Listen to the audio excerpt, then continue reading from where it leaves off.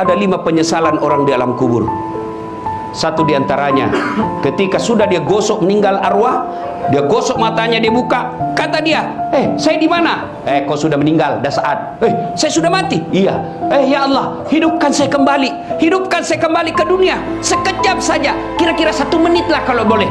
Ya Allah, kembalikan saya ke dunia. Untuk apa? Sholat? Bukan. Puasa? Bukan. Haji? Bukan. Saya hanya ingin berkata, ya Allah, semua hartaku aku sedekahkan fisabilillah. Kenapa bukan minta sholat? Karena sholat hanya bisa dapat pahalanya ketika kita masih sholat. Haji hanya bisa kita dapat ketika kita haji. Puasa hanya kita dapat ketika kita puasa. Tapi sedekah, meskipun sudah tulang belulang hancur, kita tetap mengalir. Itulah yang disebut sedekah jariah. Keliru Bapak Ibu yang Allah kasih rezeki, Bapak tidak bersedekah. Keliru. Dan alhamdulillah, makin bersedekah Allah makin ganti. Maka almarhum almarhumah, insya Allah lapang kuburnya karena ada sedekah beliau. Yang ketiga, yang akan menolong kita di alam kubur adalah ilmu yang bermanfaat. Almarhum almarhumah, beliau suami istri, tokoh pendidikan. Itulah ilmu yang bermanfaat.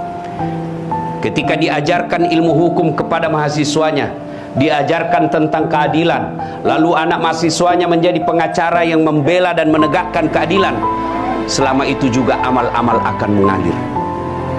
Maka karena itu, ibu bapak kalau dapat konten-konten dakwah, jangan berhenti di grup, jangan berhenti di HP bapak, sebarkan. Bapak punya 10 grup WhatsApp, satu grup 100 orang, kirim, 1000 orang yang terima. Kalau ada yang mengamalkan 5 orang, selama 5 orang itu amalkan, Bapak dapat pahala seperti pahalanya penceramah tanpa mengurangi pahala penceramah. Ilmu yang bermanfaat adalah yang bisa menyelamatkan kita di alam kubur. Inilah 3 yang akan terus mengalir meskipun kita sudah di alam kubur, bahkan sudah habis tulang belulang kita. Anak yang soleh dan soleha, sedekah harta, kemudian ilmu yang bermanfaat. Dan orang yang ada di alam kubur sekarang masih transit, belum sampai surga, termasuk Rasulullah Muhammad SAW. Dan siapa yang paling menderita di alam kubur? Kata Nabi, orang yang paling menderita di alam kubur nanti adalah al-mutahawil bis sholah, yang menganggap enteng sholat. Saya mau tanya, bapak-bapak, kalau pergi merantau ke Sulawesi Selatan, ternyata bapak tidak nyaman di Sulawesi Selatan, ada pilihan? Ada? Ada. Balik lagi ke Jakarta. Saudara-saudara dari Jawa merantau ke Sumatera, ternyata di sana tidak bagus.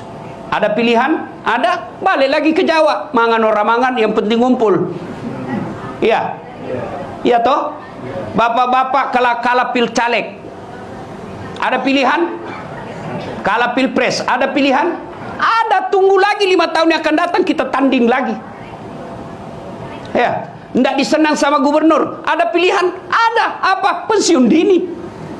Selesai urusan, biar ada di situ kita lewat. Bukan lagi gubernurku. Iya kan? Ibu-ibu, suami cerewet, suami kasar, ada pilihan bu? Ada. Pulangkan saja aku pada ibuku atau ayahku. Selesai.